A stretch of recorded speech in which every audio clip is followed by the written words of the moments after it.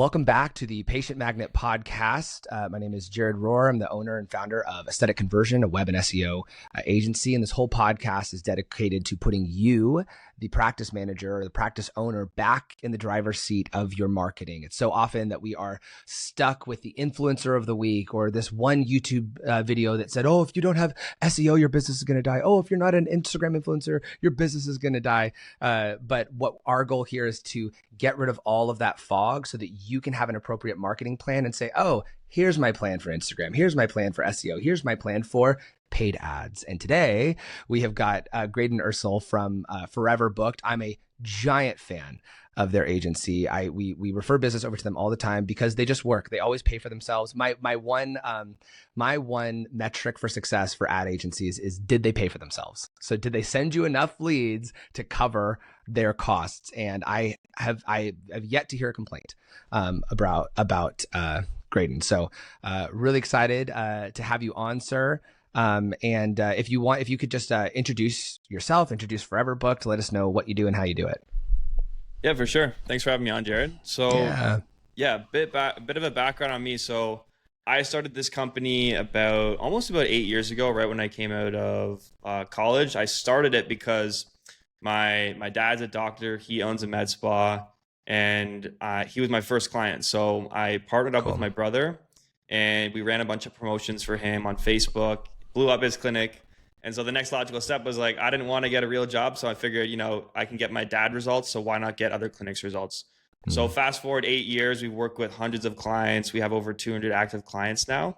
Wow. And we are kind of like, we're not quite an agency these days. We actually made a shift about 2 years ago where we would be like running all the ads for our clients.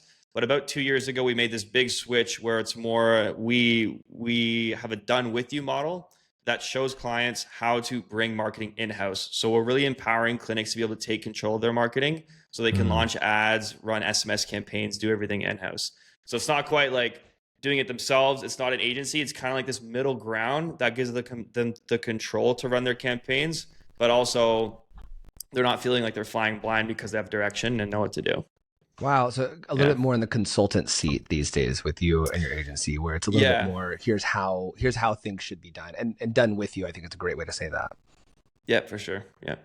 And what kind of results have clients been getting since you've been switching more towards that model? How's it been performing for the clinics? So it's a bit of like when we first launched this program, I was just like, oh, it's fine. We can just like create all the, instructions and set the instructions to the clinics. But like really quickly, we found out that you can't just like send people directions, right, and show them how to do everything, because people are busy. Or they're like med spa owners are super busy. Clinic owners, they're dealing with a bunch of things in clinic, so they need things to be really, really simple. So when we first started out, we were struggling a bit with that because we underestimated how much help people needed.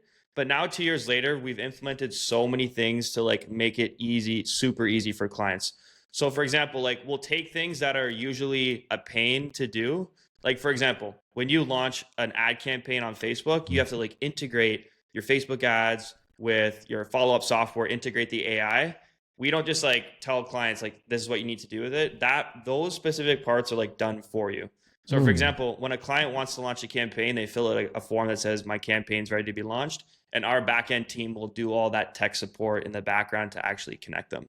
So yeah, so fast forward to now, our clients are actually getting better results than they were with the agency side because it's a complete mindset shift. Like when someone joins our program, they're not in the mindset that, this agency is going to take care of everything. I'm not really involved with their marketing. They have the mindset that I'm going to own this. I'm going to take marketing in-house, and these guys are going to be my partner to essentially give me marketing superpowers and get much better results. So the mindset shift was difficult, but if clinics come in with that mindset, I believe, and I'm just much more like, I'm more aligned with this model because I think it's really good long-term for clinics to take more ownership. I completely agree. And now when a clinic, I have so many questions now. When you work with a clinic, tell me a little bit about the ideal point person at that clinic. Is it always the business owner? Is it always the practice manager? Who is it like? Or do you tell them, hey, you should hire a marketing person that's our main point of contact? So there's a mix. Sometimes it's the practice owner, sometimes it's a practice manager, sometimes it's a social media manager. There's different points of contact. And we make sure that's super clear at the beginning. So when someone joins, we always tell them, hey, someone in your clinic needs to own this and be the ones who's implementing it. But it's a combination of those different types of people, depending how big the clinic is. If it's a smaller, like solopreneur, solo injector, it's going to be just them. But as they grow, there's other people that that will implement it. And we're also implementing a service now where we will go out and find someone like a remote person, a remote VA, to be able to work the system, call the leads, manage the campaigns, all that stuff. That is awesome. And what are you seeing people get the most success with within their own structure internally? So obviously if it's somebody who's just a solopreneur, it has to be them. But if they've got the wiggle room, and they are, maybe they're over investing into having tons of MAs in their business. And then at the same time, they're like, oh, I'm also going to be the point person. It's like, but your schedule's full, like, and I'll never be able to meet with you. What type of hierarchy are you seeing be most successful for like marketing infrastructure at a clinic? Yeah, so there's three main roles when you launch our program. So the first role is the marketing manager, and that person is going to be the one that oversees the campaigns. We give them like a spreadsheet so they can plan out what campaigns they're going to launch. Like, I'm going to run this campaign this month, campaign this month. So deciding on the campaigns, choosing one of the offers that they want to run and planning them out, that's the marketing manager's role. The second major role is the appointment coordinator. So like the setter, the follow-up person, right? Sort of the patient coordinator. That's the person who's going to be in the software on a day-to-day basis, following up with the leads, nurturing them, calling them, making appointments. And then the third role is like your providers. So when someone comes in, the providers are the people that are going to take, fulfill those introductory offers, make sure they're doing a consultation, upselling to the back end, all that. So those are the three major roles, but they all have to be communicating with each other. They're all very interconnected, because the person who's planning the campaign has to communicate with the person who's calling the leads, who has to communicate with the person who's doing the consultation. So they all need to talk to each other. Sometimes one person could be all three of those roles, but in bigger clinics, you'll have them broken up into different people. What kind of targets and goals are you setting for the people that you can set for? Obviously, you can't really maybe you can set sales goals for the provider who's selling, but for the marketing manager or for the patient care coordinator, do you have any numbers that you ever advise them to say, hey, look, you want to stay in this range of conversion rate. You want to get you want to get these kinds of cost per click, or whatever it is. What sort of numbers and metrics are you encouraging them to? Yeah, we have different metrics for cost per lead depending on the ticket value of the offer. So we break down introductory offers into 3 ticket types. There's low ticket offers, which are generally between like $50 and $150. It's like low ticket, they're going to generate more volume. Lead cost for those is going to be, anywhere from like $5 to $15. Sometimes you can get it lower, but that's like the general range. For mid-ticket offers, let's say you want to run an offer that's a combination of injectables and maybe a facial treatment. A lot of clinics like to run mid-ticket offers because, they don't want to run the super cheap ones. They want to run maybe one that's like $300 to $500 for a mid-ticket. And those leads, they're gonna be more expensive. So we tell them, look, these leads are probably gonna be closer to like $10, $25. And then you have the high-ticket offers. Like some clients are running, offers that are $1,000, and they show that price in the ads. And some of them work. I originally didn't think they were going to work, but like we've had some examples where they work. Those leads are going to be more expensive. But like for us, just important to give people the expectations up front. So like we don't tell them, hey, you can't run these campaigns. We say, you're welcome to run it. Here's what you should expect. But we don't tell people that you can't run them, because lots of people like to experiment, and sometimes I'm surprised. Yeah, and they also have different business models. Like I might not agree with the way that, like we have one client, for case in point, she loves working 2 to 3 days a week, and she is drowning in leads and not fulfilling them. And we're like, hey, like if you opened up a couple days a week, you could scale more. Then you could hire somebody else, and you could this, and this. She goes, I like 2 to 3 days a week, and I like that I'm booked out for 2 months. And I'm like, but and my brain can't comprehend it, but sometimes the client just says, no, I like my lifestyle that this current ecosystem has created. The $1,000 offer is interesting too, because if they have $1,000 Morpheus offer or something like that for like a package of Morpheus 8, and they get one, but it costs them $120. I mean, that's 10% cost to get that lead that they closed anyways. That's, still profitable. Yep. Yeah. Like I said, I'd never like to say no, because I'm surprised sometimes. Like sometimes those offers can work. So yeah, I encourage people to experiment and see what works for them. Yeah, that's rad. Yeah. That's rad. Now, with the patient care coordinator, I want to touch on this because I know that I've got plenty of questions that I pre-wrote, but I'm just so interested in your thoughts here, especially since you guys are so consultative. What are some benchmarks that you would encourage a clinic to have? So it's like you should call a lead back or get back to a lead within this amount of time. You should have this type of call to action, or you should be, you should have this rate of people saying yes to sitting down in the chair. Do you have like metrics that you're giving them? Like this is what we're seeing. Yeah, generally like the benchmark for converting leads on the front on like the short term is around 20% that you want to be aiming for. Of course, you can get much higher. And with our system, there's different ways that you can set it to depending on how aggressively you want to follow up with leads. So with our system, if you don't want to call all the leads, or if you don't have the bandwidth or just want to be more chill about it, our AI system can like warm up the leads for you and get them to respond back and say they're interested in coming in. And then we'll consider that a hot lead. And then we can just send you those people. And then you can call those people.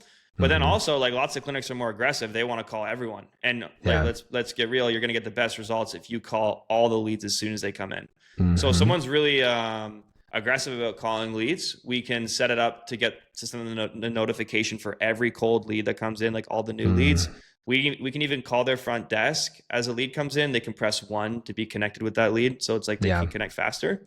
But yeah, that's not every clinic does that, but that's a really good way to reach out. And then what you want to do is you want to call them once. And the really the golden rule with follow-up, it's not about like hitting them consistently over 7 days. It's about hitting them as hard as possible during the first day. So like the first day, if you have the bandwidth, you should call them 7 times. Like call them 7 times. Really? Yeah, 100%. Call them as many times as you can. 7 times in the first day, and then the second day you can call them like 4 times, and then maybe like 2 or 3 times the third day. But you want to call them the most when they're hot, because people like they opt in, but then they may go to daycare. Maybe they're busy, and then maybe they're finally busy, like finally available in the evening. So that if you want to like really, really maximize and squeeze the juice out of all your leads, you want to be calling them a lot during the first day. Killer. I didn't know that. I would always just say like, oh yeah, call them once, then send them a text message, or whatever. But calling 5, 6, 7 times it makes perfect sense. It's a hot lead. We had one client years ago. They said, oh, can we change our autoresponder for our text to say, please allow 24 to 48 hours for our team to get back to you. And I said, look, I'll do it. No, I'll write it, but I promise you these leads will have been treated by your competitors by the time you call them back as a lead. They will have already been seen. And they're like, well, what do we do? I'm like, you reinvest into sales. If you can't get back to these people in time, it means you have opportunity. And oftentimes we get this like scarce mindset that's like, no, we can't handle it. It's like, yes, you can do this. Yeah. And another big misconception is that you're bugging people when you're calling them like that. And that's just not true. Like people are busy. And like if for example, if I fill out a form and I'm interested in a business, if they're like super on top of it and calling me immediately, and like really, if they're like taking the onus of trying to reach out to me, I'm going to disrespect that business even more. And it's going to show me that business is really like, they care about me from the get-go, and they want me to come in and they want to help me. That's true. It really just shows people that you care and that you're a serious business when you invest into your follow-up and reach out. That's really good. I'm going to call all my leads from AmSpa now that you say that. I'm going to call them all multiple times a day. That is a great, I'm going to, because I'm thinking too, there are so many spam calls that happen these days. We're screening our calls. And if I get the same phone number to call me twice that I'm like, I don't know who this is, I'm calling them back, or I'm picking up the second time because I'm like, oh, clearly it's not just a robocall. This is somebody legitimate. And then I pick up and it's real. I mean, if it's our business phone, I'm picking up any rando call, but if it's my personal, then I'll generally ignore that first one if I don't know the number. So that, but what we want to do is huge. like, you want to call them, but we also, you combine it with text. So what really increases phone pickup rates is when you text them first. So like if you receive a text to your phone that says like, hey, it's Amy from XYZ Med Spa. I'm just going to give you a call to talk about this offer. And then you call them. Now you know who's calling you. So it's not like the risk of, I'm picking up this mystery number. Totally. It's like, who's calling you first.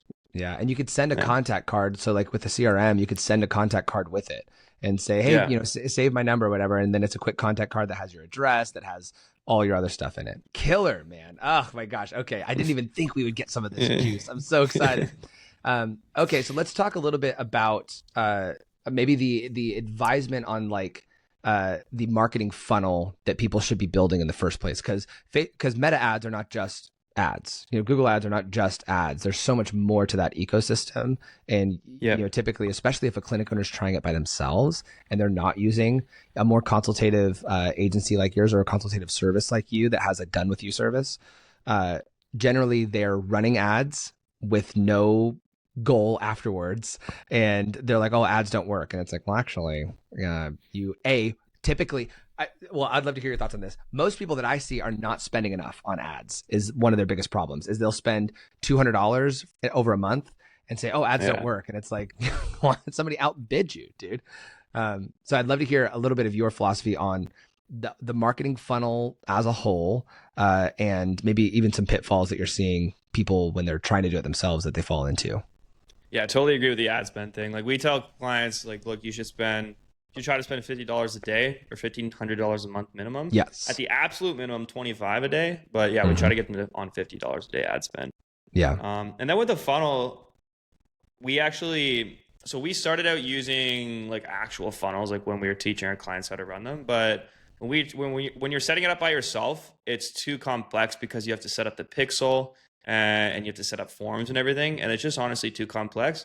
Plus, we notice better lead costs anyways. We just use Facebook's like integrated lead forms because like Facebook, they want people to stay on their platform. So it makes sense they're going to reward you by staying on the platform and using their native lead forms. So all of our campaigns, we use native lead forms, and it's so easy to set up. Clinics, they go into our system, they click a few buttons, they choose their offer, they modify the copy, modify the creative templates that we send them. They launch their campaign. We will integrate it into our system, and then it's launched. The only part that is a funnel is the thank you page. So when you go through the lead form, when you're finished it, you have that next step, right? You have the next step where you can click out of the lead form. So what we do is, like, at the end of the offer, we say to actually confirm your offer and lock in your spot, click this button, and it's going to take them to a templated landing thank you page that we have set up for them.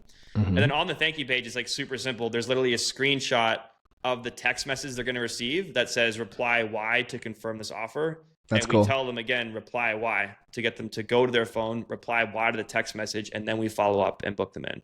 What you can also do is if you want to put like a secondary offer, you can say, hey, at the end of the lead form, to get an additional $50 off or unlock a B12 shot, make sure you reply Y to our offer. So you can add like another carrot there. So once they're finished the ad, they can go through and make sure they're going to the next step. Yeah, I remember 8 years ago or 5 years ago, when everybody, especially when people were advertising to agency owners, there was like 40-step funnel systems where it was like you watch a video, then they make you watch another video, then they make you watch. It was like being sold on a timeshare where I was like, gosh, buy the thing for goodness sake. And now it seems like everyone's all about being lean and how do we get them through the funnel as fast as possible so that we're not irritating them and we're building relationship. Yeah, we went down the same path, but we had so many like super complicated stuff. But it's usually better to be lean, like especially with our model, teaching clinics how to like get this stuff running themselves and being able to modify it and make changes. It's forced us to really take a look at what actually matters in these funnels and how can we make them as simple as possible so we can get people up and running quickly without sacrificing results. And it turns out that like oftentimes the best way to get results is the simplest. Just like tell the people the offer, get them in, and then allow the clinic to follow up and get that conversation going. So what are you seeing to be like the types of offers that are working? Like, is it cash? Is it percentages off? Is it free gift with purchase? Is it BOGOs? Yeah, so we have all types of offers. So we will do like a creative and offer drop once a week where we take our clients' feedback and then we'll use that feedback to create new offers for them. Yeah. So some of our offers that like a classic offer that we run, a lot of people are gonna be like, I don't want to run this offer, but we have like a $97 Botox offer, which is like $97. It includes 10 units of Botox and like a bonus B12 shot and a consultation. That offer does require training because you need to properly set expectations for the offer. Yeah, you don't want them expecting a full face of tox. Exactly. So like it produces a ton of leads, and our clients have made, probably millions of dollars from this offer. It just Mm-hmm. requires a bit of training for the clinics part. So that offer has been that's like one of the classic offers we use. We use like introductory facial offers. What also works really well are like face or in like area specific offers. So for example, we have this Oh. lip flip offer that produces really, really cheap leads. And it's Mm-hmm. very easy to do. Like you do a lip flip, it's just some like Botox in the lips. And then when people come Yeah. in, you can upsell them to like other lip filler. So Mm-hmm. we have lip flip offers, and then we have offers that are specific to under the eyes, work really well, like neck offers. So if you have like a higher ticket treatment and you want to bring people in at a lower price point for that treatment, you can make this treatment specific to a part of the Yeah. face. And then you don't have to like, it's a lower ticket treatment. Plus Mm-hmm. people like, they're not thinking, oh, I want to get, Morpheus. They're thinking like, I don't like my wrinkles here or my wrinkles on my neck. So when you meet them at the problem that they're experiencing, I call them problem-based offers. You can kind of use those. And then Mm-hmm. what we'll also do is we'll always update our offers for the season. So if you have an offer that works really well, like for the example, the lip flip offer, during Christmas time, we call it like the mistletoe special or the mistletoe, Nice. We can rename them Mm-hmm. and then also update the creative based on the season, and that keeps your offers fresh as well. That's awesome. So maybe Yeah. the offer might stay, but the creative around the offer in order Yeah, to grab and like attention. honestly, that's the best situation to be in, because if you're constantly changing your offer, like each offer requires a specific back-end sales process to properly Mhm. like get people transitioned from that offer to exploring your other treatments. And if Yeah. you're constantly changing your front-end offer, that means it's too much variability in like the entry point for your clinic, because people are coming in for Yeah. different treatments. So ideally, you should have people coming in for one offer, Yeah. but then it's going to get fatigued. So that's why you can like wrap that offer and change it around to make it appear Yeah. different, although it's going to be for the same treatment. Yeah, because they might get a little bit of like, they'll see, if they see the same exact creative over and over, it'll start to become white noise. But if the creative is changing around that same exact product or offer, because listen, everyone who's listening, your offers in general are for the brand newest patient. It's not Yeah. for your existing list usually. Sometimes you can run a retargeting campaign towards your existing list, but we'll have people on the website that say, oh, I just bought this brand new device and I want to do buy three Hollywood Spectra treatments, get 1/2 unit of Botox and 3 Elastin products for free.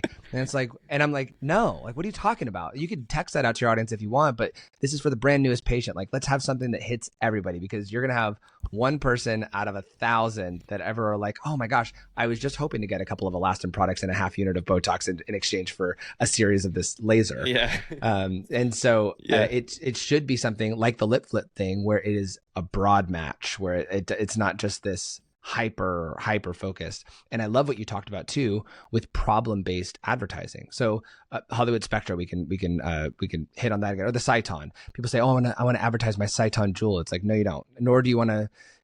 Maybe Morpheus 8 is getting enough notoriety that you could just advertise it as Morpheus 8. But I think with a lot of, especially device based, you should be advertising by the issue that it solves, the problem that they are struggling with. Am I right in that? Or are you seeing Morpheus 8 get Well, here's the enough thing traction? with piggybacking on the brand of these companies. Yes, like there's like an upside and a downside to it. The upside is that, people already know about that brand, and so they're kind of pre-sold on the brand.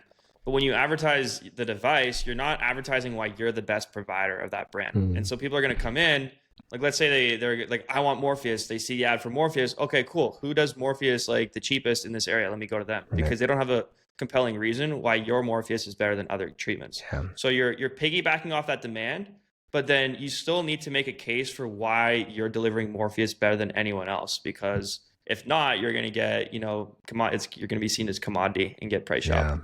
Yeah.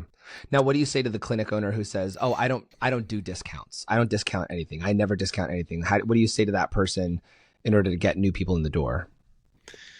What I would say is, if you don't do discounts, what other point of differentiation do you have in your clinic that is compelling enough to make someone come to you instead of someone else?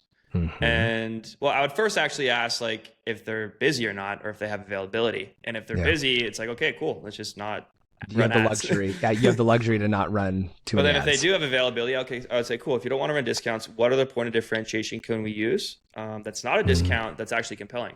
And they may say, well, I have a great staff, or we have top of the line treatments, or we have a beautiful facility, Yeah. and let's try running that in an ad and see what happens. Like, it's not going to work, right? If you want to run an ad that says we have a beautiful facility, check out It's our like, staff, great. Yeah, free great. consultation.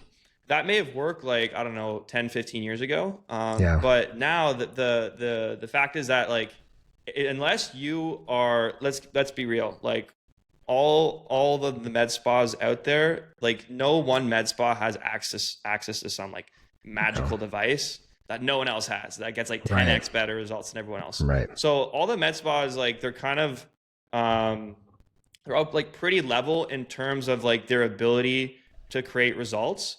And so it's not like, one has this like crazy point of differentiation that you can use in the ads. And so what you need to do is you need to use offers if you want to bring people in. You can also there's also brand power. So lots of med spas will have better brands than other people. Mm-hmm. But if you're looking to run ads on Facebook where people don't need you, or they don't know about you. Yeah. You need to have some sort of offer.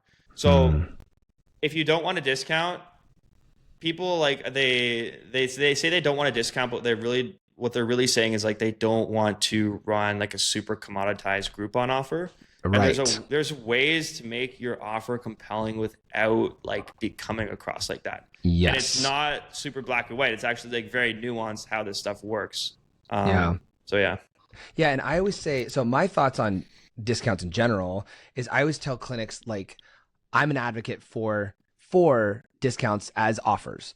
And I think that you should give a discount in exchange for one of three reasons. Number one, it's a new vertical. So maybe it's a new patient, or maybe it's a tox patient trying filler. It's a filler tox trying laser. It's filler tox laser trying Morpheus. It's all of that trying facials.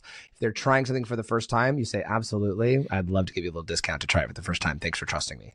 Number two is bulk. They're buying all their tox for the year. They're buying a package of lasers, a package of facials. And number three is loyalty. They're a member, or they're coming to your event or something like that.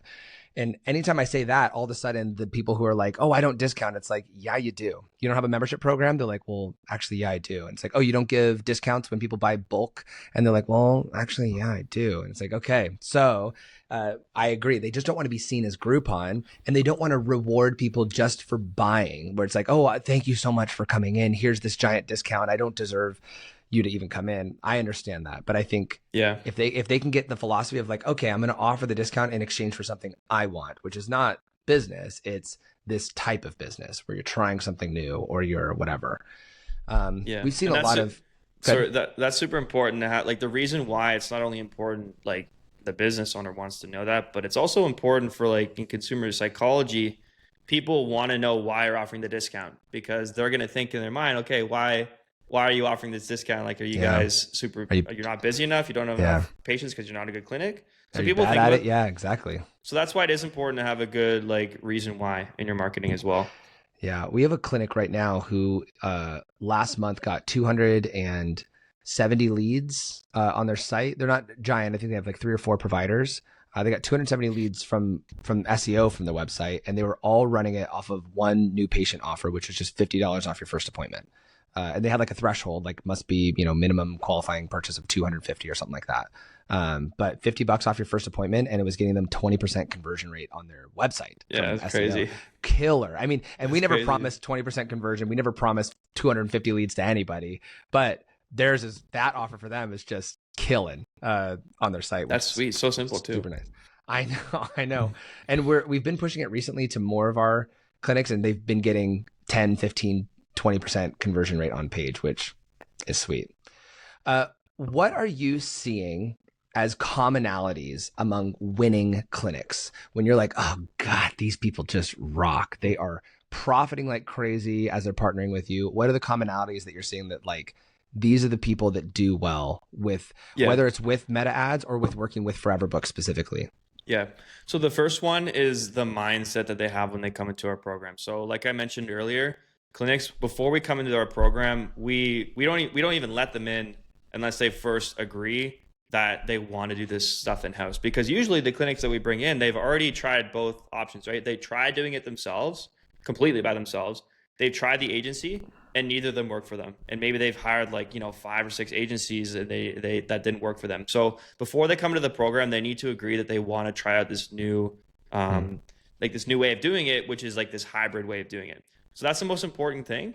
And the clinics that do really well are the ones that like where they want to have more control and they're tired of not being able to make these changes themselves. They're tired of agencies taking days, weeks to get back to them, and just tired of like the same old thing over and over again. Right. So clinics that are tired of that, they come into our program. It's really refreshing because like, oh, I can finally do this stuff, and it's not as hard as I thought it was. Right. So that mindset's really important. And then clinics who understand that marketing is just as important in their clinic as any other area of their clinic. Like marketing is just as important as doing the actual procedures themselves. And oftentimes they learn that the hard way because they view marketing as more like an afterthought. Let's just, put some money into this and we'll just like check off that box. But that doesn't work as well as they think it should. So they've kind of learned it the hard way. And they realize, okay, this is actually something that's super important, and I'm going to bite the bullet and commit to making this a core functionality of my clinic. Clinics that like do that and like accept that, they get really good results with their program because we give them like all the tools once they're in that position. Yeah, and I imagine they're installing a marketing director over time as well. The ones that are super winning. Where all of a sudden they've built this marketing department that they never even had. And they didn't realize, oh my gosh, if I manage the leads that are coming to my business, it actually grows. Yeah, exactly. And like even if you hire an agency, unless you're hiring a completely outsourced agency that's calling all the leads for you, and sometimes that works, but also seeing a lot of hit and miss results with that. Even if you hire an agency, like you still have to work the leads and call the leads. So that's the most work when you're doing marketing is actually working the leads. So you need to do that whether you hire an agency or work with us anyways. So all they're really doing is like also being the ones who are, planning at the campaigns, choosing the offers and, pressing go on the campaigns. Yeah. I have a soapbox I usually get on when, cause usually the first marketing hire that a clinic makes is the social media person. They usually hire somebody and they say, oh, we're hiring a full-time social media person in-house. And I'm like, well, who's your marketing director? And they're like, well, nobody. They report to the business owner. And I'm like, okay, good luck. Like, what's the point of this? Why are we doing the social media person? They're like, well, to make sure we have a social media channel. It's like, no, you're doing it to get leads to your business, So I always advise clinics, like it's fine to make the marketing director in charge of social, but to make that their job, they're the marketing director and they're in charge of leads in the door.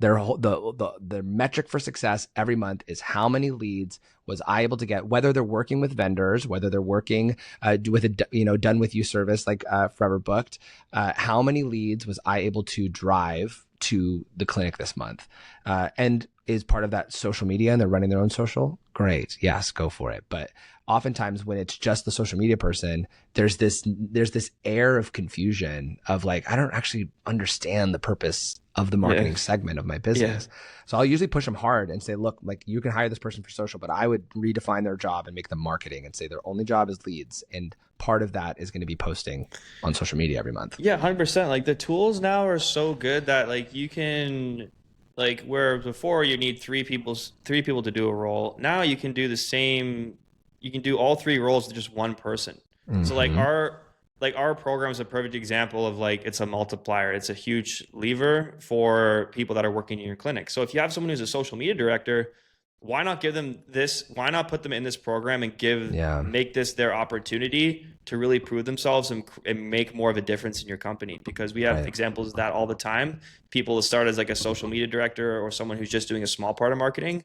Yeah. Our system allows them to do all of marketing and get way better results. And that person can get promoted and take more responsibility on the business. And it's all possible with these tools, like with the software tools and AI. You can take one person and they can do so much more with these tools. Yeah. Yeah. So if you are a practice owner or a practice manager or a current social media person watching this podcast, you could be making so much more money learning the skills that Forever Book can teach you. You get your practice on board with it. It's going to up level you. And it's something that this person will be able to take into every room they walk into. If they work at this clinic for forever, awesome. But if not, a year from now, and maybe there's some other opportunity or whatever, they can say, look, I helped drive $5 million worth of revenue through Facebook ads this last year to this business. It's like, oh my gosh, I would love for you to be on the team. So I think there's extra incentive for people that even just want more qualification to go all in and work with you guys. That's rad. That's really cool. And I'll say one more thing about that. Sorry to interrupt. Yeah. That person is, all their attention is going to be on you. If you work, a lot of these agencies, they'll have an account manager managing like tons of accounts, like 20, 30, 40 plus accounts.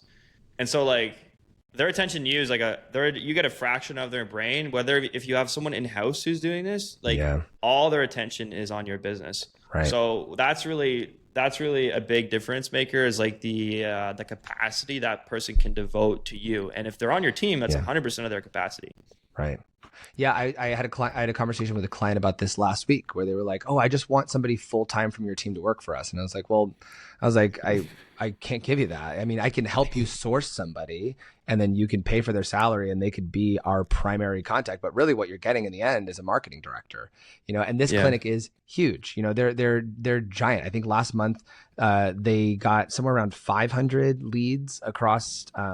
It's across us and the Google Ads campaign that they're running right now. So they're cranking. They have 7 full-time schedules that they need full in their practice. So they're cranking, but they need to up level their infrastructure. And I was like, look, you're either asking for a fractional CMO where somebody is occasionally coming in and they're outsourced or something like that, which even then you're not getting all their attention. Or I think you hire a full-time marketing person. They're responsible for social. They're responsible for all your vendors. They're maybe responsible to run some of your ads, or whatever it is. So I think at a certain scale, a business needs that. Yeah, they have to have that. All right. A couple more questions. Number one, tools that people need to have in place. If they're running marketing campaigns, what are the tools that a clinic should be leveraging on a regular basis in order to win in their marketing effort? Yeah, so we use Go High Level like pretty much every other marketing company out there. Yep, we do too. Yeah. Yep. Yeah. So the thing about Go High Level is like I always tell people, hey, like you're welcome to like sign up for Go High Level and use it. But as we all know, it's like a black box, right? You can do so much with it's a full-on platform by itself. So we started using Go High Level, I think it was like in 2019 when they first came out. So I've been using it. I was like one of the OG members of it. And we've just like massively customized it for use in med spas. So we got like, we pretty much like, it's like a Franken software almost that we built. Like we have so much custom code in our version of Go High Level, and we've modified it to make it as easy as possible for use in aesthetics. So we can optimize it for aesthetics. And we use it in combination with other tools. So for AI, what we do is we have a tool called Capri AI. And what that does, it connects Go High Level with the language models and allows us to like create a super customized AI follow-up system for our clients. So you don't use the built-in AI that High Level has. You don't use their little we don't use agent. the built-in one. We just find like we can get better results and it's more customizable when we use like Capri AI and connect it to ChatGPT or connect it to OpenAI. Fascinating. I didn't realize that you guys were doing that. Yeah, and honestly, like we've been doing our AI system for 2 years now. Like as soon as Go High Level was able to be integrated with OpenAI, we got on it as soon as possible. We thought it was going to be easy, but like it's not easy.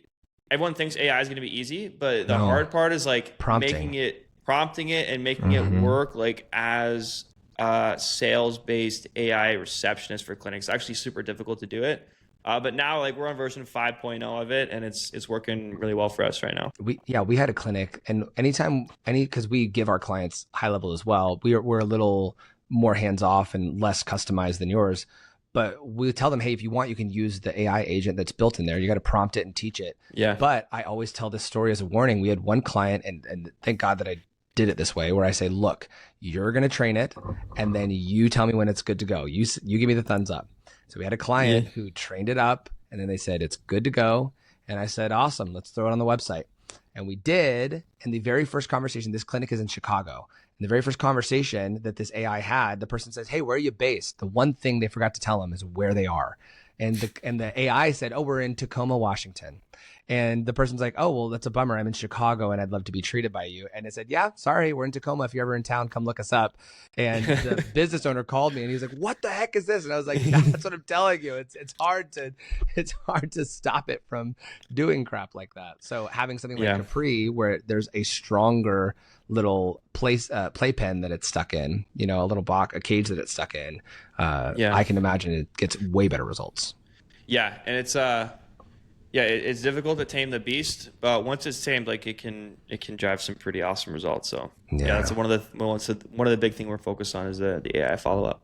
So a killer CRM like Go High Level. I mean, there's other Active Campaign. I think is making some big strides. HubSpot's excellent. I will forewarn anybody who is even thinking about Salesforce.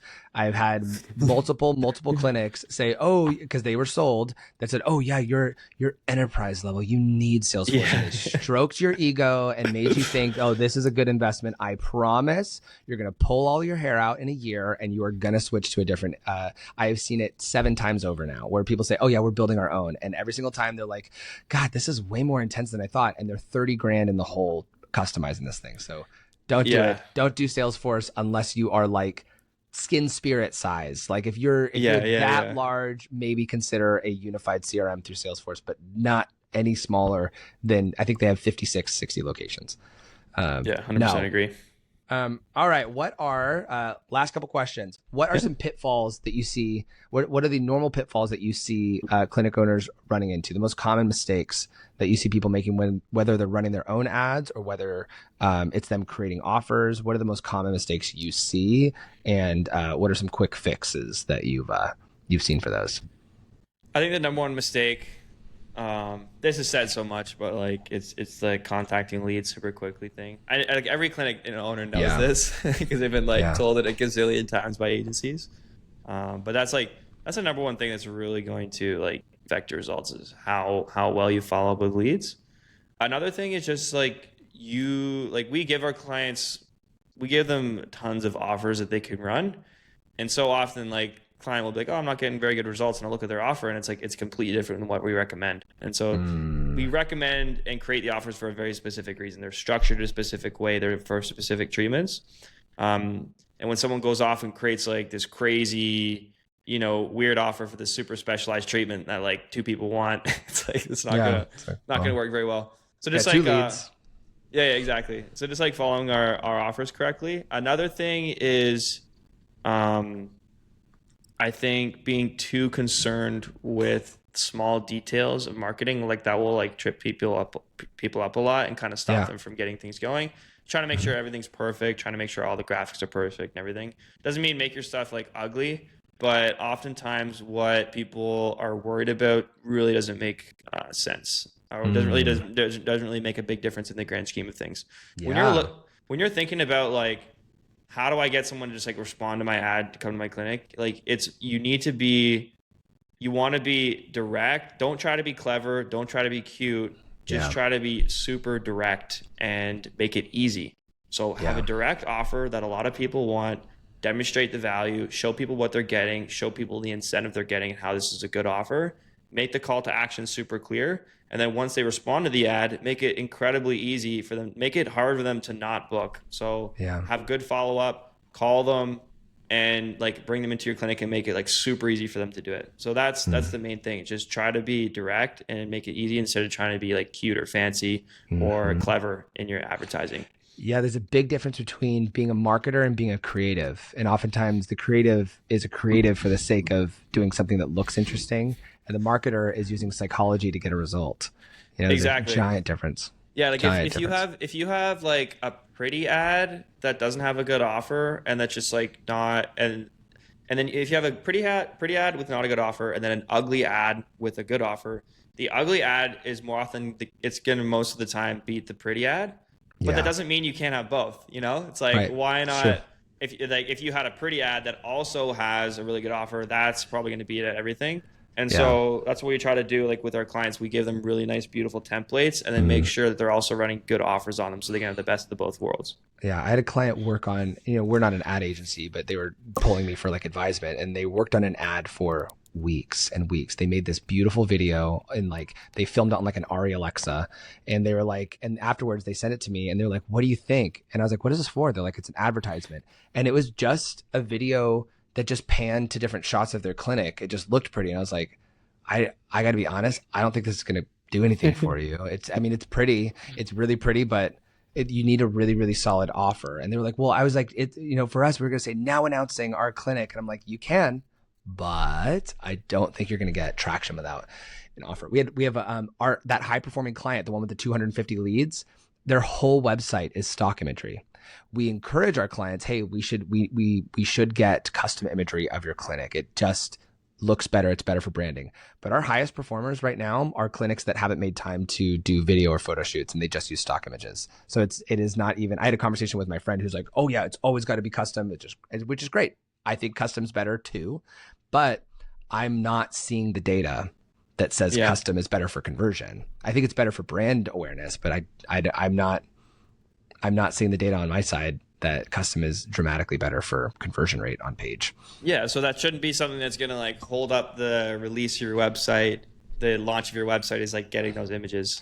Launch your website or even an ad set. If it doesn't have to be a picture of the doctor or the physician, it could be just this nice looking exactly. image. Yeah. That's why we do in our campaigns. We give people like we have the offers ready to go, but then we say, hey, if you want to get some footage of your clinic, of your staff, you can do that as well. But it shouldn't be the thing that like delays the launch of your campaigns. Yeah.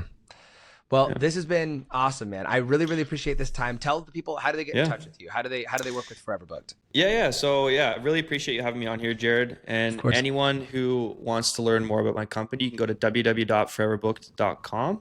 And then on that page, you can either book a call with us. We also have a little link where you can, I actually just made a new video about a month ago explaining our strategy for 2025. So you can watch that video. I'm also going to send you some free resources. It's like a 25-minute video, explains our whole service. So you can opt in there and watch the video. And if you like our stuff, you can book a call.